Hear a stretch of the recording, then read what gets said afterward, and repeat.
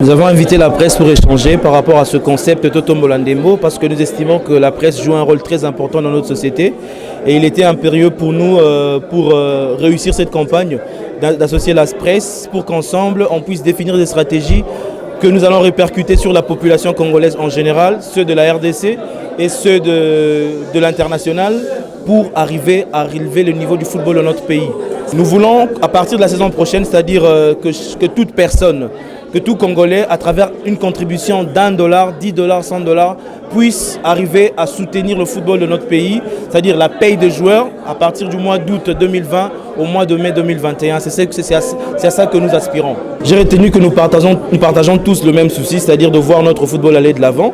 Mais cela passe par des mécanismes. Donc on a essayé de voir qu'est-ce qu'on pouvait faire. On a apporté une idée, ils ont apporté leurs suggestions. On va la parfaire, mais dans le but d'améliorer vraiment le niveau de football en rémunérant nos joueurs, des acteurs majeurs qui sont nos joueurs, les footballs féminins, nos arbitres, parce qu'aujourd'hui les arbitres constituent un scandale, pas dans l'ensemble, mais il y a certains qui constituent un scandale pour l'évolution de notre football. Mais on veut voir comment penser à eux pour qu'ils puissent ne plus tomber dans ce en quoi ils sont, pour ceux qui y sont, de façon que notre football aille de l'avant. Donc c'est une campagne qui va impliquer les individus, qui va impliquer les sociétés, comme on a suggéré à l'intérieur, qui va impliquer même les provinces. On va commencer chaque fois à donner les résultats des contributions par province pour stimuler, afin que toutes les provinces soient impliquées et que le football puisse décoller dans ce pays. Et c'est quoi la prochaine étape ?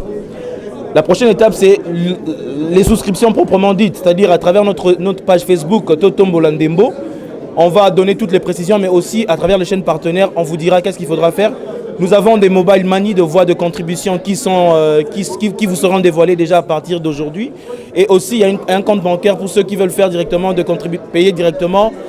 Ils n'ont pas de crainte à se faire en sachant que ce compte-là est géré à 3 signataires, c'est-à-dire nous, l'initiateur, la Ligue nationale et les présidents des clubs, c'est-à-dire une part ne pourra pas se lever un jour dire qu'on va sortir l'argent, ça sera toujours de commun accord.